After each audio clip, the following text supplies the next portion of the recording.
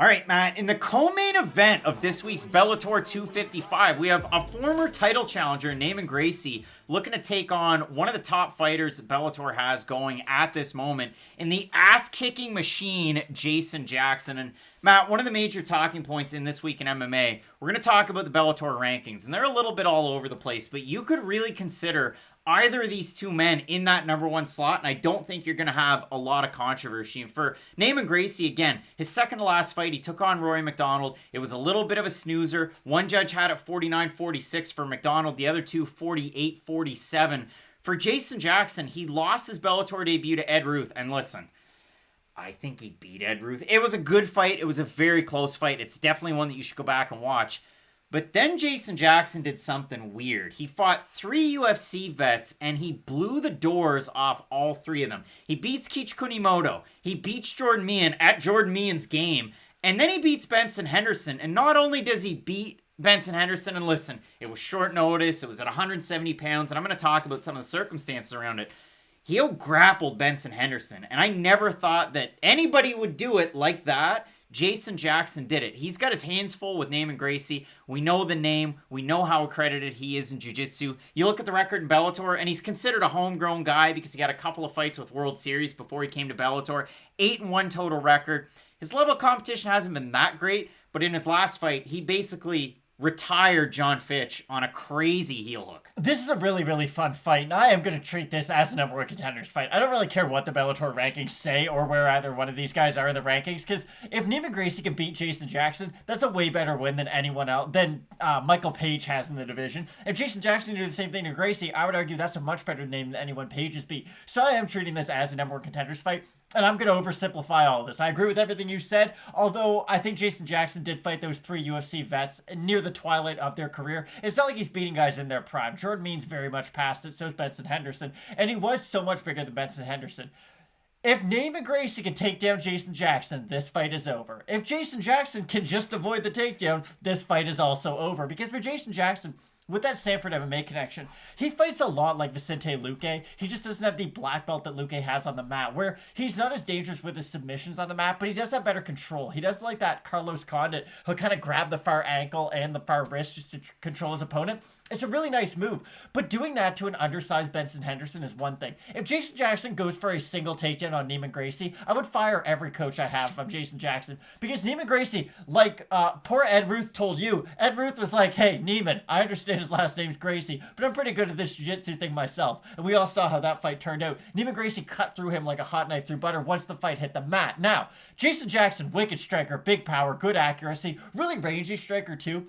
If Neil Magny knew how to use his reach, he would strike a lot like Jason Jackson. It's just Jackson has pop at the end of his shots, and I don't think Jason Jackson has knockout power as much as he has knockdown power, and I think it's a good thing for him, actually, because he does have really good cardio and output to complement his striking power very nicely. So, really, just to sum it up, if Jason Jackson gets taken down, he's going to lose, and he's going to get choked out, and I don't think it'll be competitive. If he can keep it standing, I think it'll be the same thing, just on the feet. And if you look at it for Jason Jackson, you want to go back and you really want to harp on wins and losses. He has a loss to Hader Hassan. Vicente Luque lost to him on The Ultimate Fighter, so there's that. He has lost to Mike Graves in The Ultimate Fighter Season 21. He has a loss to Colby Covington back in 2012, and then he lost to Kyle Stewart over on Contender Series. And it says ankle injury on Tapology. I implore you, if you're going to watch this fight, if you're thinking about this one, go watch it over on Fight Pass, because it's really weird. Like, there's a kick, and then he rolls his ankle, and it's just unfortunate the way that that fight ends. But this guy has huge upside. You talked about it. Really good striking, good defensive wrestling, good defense when he's on the ground, good offense when he's on the ground too. Neiman Gracie is kind of like a slicker Damian Maia. Like, he's a slicker, younger Damian Maia. His striking's, I would say, rudimentary. He's a guy that's trained out of Henzo's in New York for a very long time. You got the Danaher Death Squad. If you go over on Neiman's Instagram, he spent some time at Gracie Baja HQ a lot recently, so he's been in California. Who else has trained there recently? Rafael Dos Anjos. There's been a lot of names. Brian Ortega. The list goes on. So I expect an even better Neiman Gracie this time out. Again, you talk about since he's been with Bellator, he's fought the skinny Luke Thomas and Zach Busha, Javier Torres, Ed Ruth that he finished, and that was a 5-round fight in the tournament. For Jackson, it was a 3-round fight. And listen, if you want to use MMA math, Neiman Gracie wins this fight. But let's talk about the odds for this one. And then I've got a weird wrinkle about it. So the odds, You have Gracie, who opened a plus 160. He's now at a minus 107. For Jackson, open a minus 185, now at a minus 117. And the other thing I wanted to throw in this, Gracie's ranked 3rd in the Bellator rankings. Jackson's ranked 6th. And if you look at the Tapology votes for this one, Matt, 644 of them, 80% Gracie, 84% by submission. A little bit of a surprise for me because, again, if you actually look at Jason Jackson, he's only been submitted once in his career by Mike Graves on The Ultimate Fighter 6 years ago. But Neiman Gracie is that next level. So I love this fight. The thing that I want to throw in here about Jason Jackson, he did fight Benson Henderson at the tail end of last year. And Mike Mazzulli was all over him in his corner.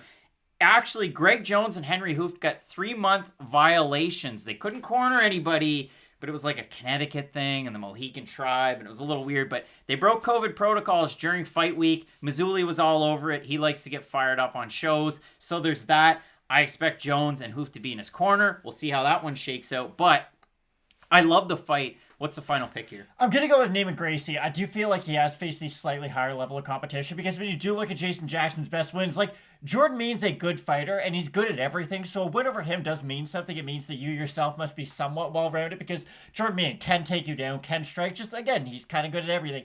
Neiman Gracie's that kind of specialist though. When you bring up the fact that Jason Jackson only been submitted once, well, Tyron Woodley had never been submitted until he was by Vicente Luque. And Luque's not nearly the grappler that Neiman Gracie is. And for Gracie, even if you stuff his first takedown, when you said him and Damian Maia, the comparison, they both do half guard sweeps very, very well. And if Neiman Gracie gets his first takedown stuffed, he's going to put you in a deep half guard and try to take your back from your own takedown defense. I think stuff like that's the reason that Neiman Gracie can be able to get this feat to the mat, but I do think this is going to be a phenomenal fight. The Woodley comp was awful. I mean, Woodley was rocked Okay, before, but my whole point still, is, just because you've only been submitted one time before, you're fighting a Gracie. It's a lot different now. I really like Jason Jackson in this fight. And again, it's for the fact that he's so well-rounded. He's so heavy-handed. And again, if he's very, very heavy on top and has good wrestling, Rory McDonald was able to beat Neiman Gracie that way. When Rory was in a weird period, we're talking like draw against John Fitch, you beat Neiman Gracie, end up in the finals, and Douglas Lima rocks your world. So for me, I'm going with Jason Jackson in this one, but I love this fight, Matt. It's an awesome one.